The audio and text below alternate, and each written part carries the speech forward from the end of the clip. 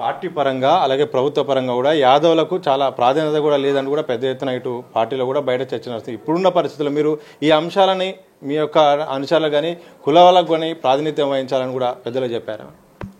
తప్పకుండా ఎవరెవరికి అన్యాయం జరుగుతుంది. నా ఒక్కని గురించి కాదు, ఒక్క కుర్చీలో ఒకడే కూకుంటాడు, అన్ని కుర్చీలో ఒకడే కూకుంటాడా కదా. అందరికీ జరగాలి, అన్ని వర్గాలకు జరగాలి, ఎవరు కావాలి కదా, అవునా కదా. ఇప్పుడు స్పోర్ట్స్లో ఉంటారు క్రీడాకారులు, కబడ్డీ టీం ఉంటే టీం మంచిగా ఆడితే అందరు టీం గెలుస్తుంది కదా కదా. అందరికీ రావాలి, అందరికీ రావాలి, అందరు కష్టాల్లో పనిచేసిన అందరికీ నిస్వార్థంగా చెప్తున్నాను. అందరికీ కార్యకర్తలకు సముచిత స్థానం దొరకాలి, నాకే కాదు. ఇప్పుడు ఈడ ఇంజన్కే లేకుంటే డబ్బలకి ఎడికినైతే అని నా బాధ. సమయందా ఇంజన్కు దిక్కు లేకుంటే డబ్బలకి ఏమి ఇస్తారని నేను ఇంత పెద్ద మనిషిని సైలెంట్ పెడదామని చూస్తుంటే నేను ఎట్లా ఉంటా అని. అదే కదా ఇప్పుడు కొట్లాట, ఉనికి కొట్లాట, ఇది ఎమ్మెల్యే కొట్లాట కాదు ఇది.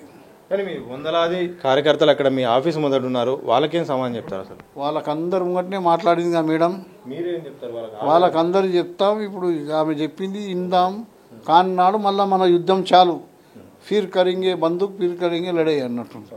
అంతేగా, యుద్ధం ఇంకా మిగిలే ఉందా అంటారా? మాకు హైకమాండ్తో యుద్ధం లేదు. మమ్మల్ని కించపరచనికి చూస్తారు చూడు, వాళ్ళతో లడై ఉంటుంది. కించపరిస్తే బర్దాస్త్ చేయం మేము. ఎన్ని రోజులు బతికినాను కాదు, ఎట్లా బతికినాను ఉండాలి కదా. ఎన్ని రోజులు బతికినాను కాదు, ఎట్లా బతికినాను ఉండాలి. ఏం పదవి శాశ్వతమా, అహంకారం శాశ్వతమా? మంచి మంచి రుస్తుములు వేయరు దేశంలోకి పోలే. సికందర్ అసలు మనిషి పోయేటప్పుడు ఏమన్నా దోనో హాత్ కాలితే జబ్ గయా తా యాద్ రఖ్ సికందర్ తెరే ఓషిలే బులంతే జబ్ గయా తా దునియా సే దోనో హాత్ కాలితే. అర్థమైందా? దునియాకే ఎప్పుడైతే పోయిండో సికందర్ ఆయన ఖజానా తాళం చేతులు 24 ఒంటెల మీద పోతున్నాయి, ఒంటెల మీద తాళం చేయులు ఖజానై తిజోరీలై. అంటే ఎంత పెద్ద ధనవంతుడు. నిజాం సర్కార్ వరల్డ్ టాప్ ధనవంతుడు ఆయన. ఇలా ఉన్న వాళ్ళ చెతురు అయిపోయింది. ఎవరిది ఏ మంచిది కాదు, ఎవరిది శాశ్వతం కాదు. ఇంత ఎవరన్నా కళ్ళలో కన్నా రాజశేఖర రెడ్డి ఇట్లా సెకండ్ టైం సీఎం అయ్యిండు. ఎవరనుకున్నా మేమందరము ఆయన ఉంటే మేము ఎక్కడో ఉంటుంటే కేంద్ర మంత్రి అవుతుంటే రోడ్డు మీద వచ్చేసినాం కదా తెలంగాణ. నగరానికి పెద్ద దిక్కుగా ఉండి అలాగే మంత్రి కావాలనుకున్నారు, ఇంకా ఆశంక నెరవేరే అవకాశం ఉందనుకుంటారు? ఇప్పుడు ఒక మంత్రి కాదు, గౌరవం కన్నా మంత్రి పెద్దది కాదు.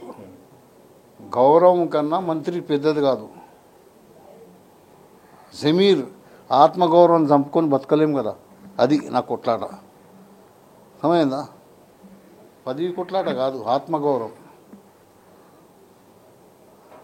ఏమంటున్నామ్మా, గౌరవం నీకు ఇచ్చేపరిస్తే నీకు అగౌరవపరిస్తే ఊకుంటాను, నీ అంతరాత్మ బాధిస్తుంది. అది రంజన్ కుమార్ గారితో ఎలగొట్టిండ్రు అంటే ఎట్లా ఉంటావు కదా. రెస్పెక్ట్ చేయలే, ఎలగొట్టలే, కూకోమని పట్ అంటే మీ బాధ అనిపించదు.